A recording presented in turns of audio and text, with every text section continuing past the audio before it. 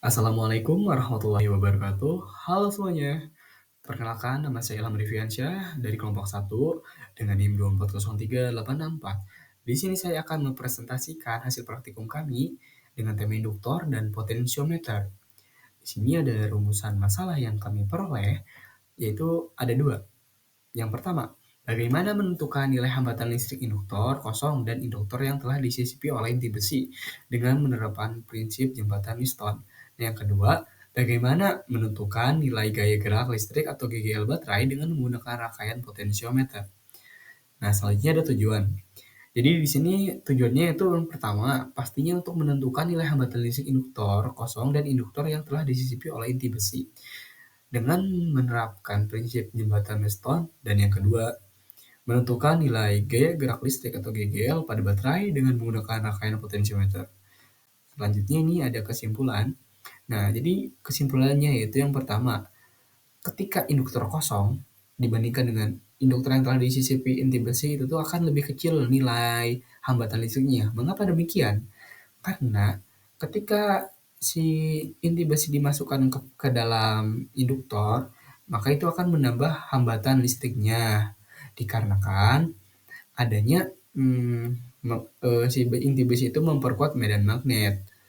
Dan juga pada induktor kosong ini ada kumparan beberapa beberapa lipat kawat gitu. Jadi itu akan menyebabkan adanya hambatan pada listrik gitu. Nah, yang kedua, GGL baterai itu ditentukan dengan mencari panjang di mana galvanometer menunjukkan skala 0. Di mana semakin panjang kawat, semakin besar juga hambatannya sehingga mempengaruhi GGL baterai. Ini merupakan rumus GGL baterai. Jadi L1 dibagi L2 dikali GGL standar. Di mana GGL standar itu akan diketahui gitu. Nah, di sini kesimpulan yang kami tadi ambil berasal dari hasil analisis data kami. Yang pertama ada percobaan 1 nilai hambatan induktor. Dengan menggunakan inti besi, kita mengambil 4 volt. R1 ohmnya itu cuma 100 ohm aja. Nah, R2-nya itu didapat ketika R1 dikalikan dengan R3 lalu dibagi dengan R4 dan menghasilkan 9,1. Nah, di sini ada L1 yaitu 6. Kenapa 6? Karena kita tuh kayak mencari titik tengah dari atau bisa disebut juga skala 0 pada galvanometer.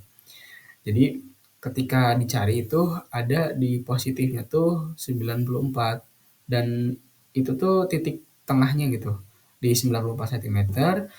Jadi 100 dikurangi 94 tuh kan 6. Nah, L1-nya tuh 6 gitu. Sedangkan yang tanpa inti besi, nah ini tuh menggunakan 4 volt juga. Hambatannya sama 100 ohm. Tetapi yang berbeda di sini ada R2-nya. Tentu saja hasilnya lebih tinggi R totalnya. Karena seperti yang saya tadi telah jelaskan bahwasannya inti besi ini mempengaruhi terhadap R total. Nah, yang percobaan kedua, nilai GGL baterai dan beda potensial. Jadi si V-nya tuh atau voltnya kita memakai 3, L1-nya tuh kami dapat 2,15 dan L2-nya tuh kami dapat 3, ampernya 1. Nah, di sini GGL standar yang telah ada tertera itu 1,0186. Jadi tinggal dimasukkan saja ke rumus 21,5 dibagi 3 dan dikali 1,0186 menghasilkan 7,29967. Nah, sekian presentasi dari kami. Mohon maaf jika ada kesalahan dan mungkin kesalahan yang didapat itu karena adanya kesalahan pada kawat terutama pada kabel. Karena kabel itu banyak problem. Karena di saat kita praktikum, kita mengganti-ganti kabel supaya si hambatannya tuh masuk dengan baik gitu. Si arusnya tuh masuk dengan baik dan hambatannya diperkecil gitu sehingga memperkecil adanya kesalahan yang lebih besar gitu. Sekian, terima kasih. Wassalamualaikum warahmatullahi wabarakatuh. See you.